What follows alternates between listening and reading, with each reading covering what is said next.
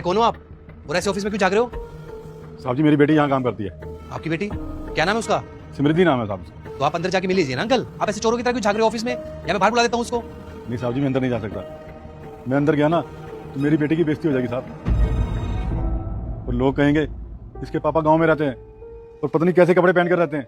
अरे अंकल ऐसा कुछ भी नहीं है, कोई जज नहीं करेगा आपको। आप आइए मेरे साथ। साहब जी मैं अंदर नहीं जा सकता। आप मेरा एक काम करेंगे,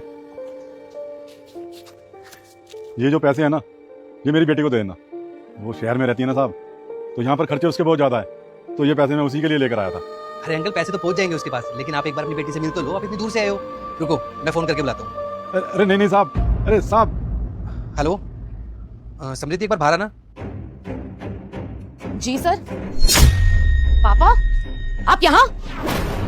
आप मेरी बेइज्जती करवाना चाहते हो जो आप ऑफिस आ गए? नहीं बेटा, मैं तो तुझे ये पैसे देने आया था। मैंने आपको बोला था ना ये पैसे अकाउंट में जमा करा देना। आपको समझ में नहीं आती बात? बेटा मुझे अकाउंट वगैरह का झंझट बिल्कुल समझ में नहीं आता, और 2 साल हो गए थे तुझसे मिले हुए।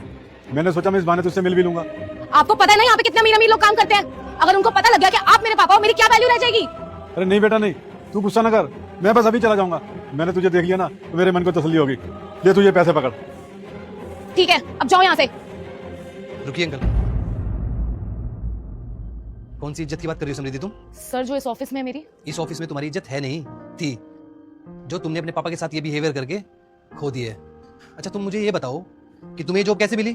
तुम यहाँ तक कैसे पहुंची? मैंने मेहनत की है सर उसके लिए। तुम्हें अपनी मेहनत तो दिख रही है, लेकिन तुम्हें अपने पापा की मेहनत नहीं दिख रही। इन्होंने दिन रात मेहनत करके पैसा कमाया और उसी पैसे से तुम्हें स्कूल भेजा, स्कूल की फीस भरी, और तुम्हें घर मिला, कपड़े मिले, खाना मिला।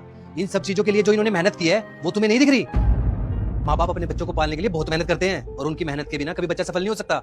अगर इन्होंने तुम्हें स्कूल नहीं भेजा होता और अच्छी शिक्षा नहीं दी होती तो आज तुम इस ऑफिस में जॉब कर रही होती। अरे देखो अपने आप को और अपने पापा को देखो, इन्होंने अपनी हैसियत से ज्यादा तुम्हारे लिए किया है। इन्होंने तुम्हारी हर जरूरत पूरी की है, और तुम बोल रही हो कि तुम्हारे कामयाब होने के पीछे तुम्हारा ही हाथ है। अरे जिन्होंने अपनी पूरी जिंदगी गवा दी तुम्हें कामयाब बनाने के लिए, और आज वो तुम्हारे ऑफिस के बाहर आए हैं तो तुम्हें शर्म आ रही है उनसे मिलने के लिए। लोग क्या सोचेंगे? इस वजह से तुम पिछले 2 साल से अपने पापा से ही नहीं मिली। अगर तुम्हें अपने पापा से मिलने में शर्म आती है ना, तो तुम्हें पैसे लेने में भी शर्म आनी चाहिए, जो तुम्हारे पापा इतनी मेहनत से कमा के लेके आए हैं। तुम्हें पैसे तो चाहिए, लेकिन ऐसे गरीब पापा नहीं चाहिए। अगर यही पापा अच्छे कपड़े पहन के और बड़ी गाड़ी में आए होते ना, तो तुम इनको अंदर ऑफिस में बैठाती और अपने दोस्तों से ही मिलवाती। I am so sorry sir. I am sorry papa, मेरे से बहुत बड़ी गलती हो गई। मैंने कभी आपका हाल चाल भी नहीं पूछा, कभी ये भी नहीं पूछा कि आपकी तबीयत ठीक है या नहीं है। अरे मेरे को बहुत शर्मिंदगी महसूस हो रही है। पापा प्लीज मुझे माफ कर दो।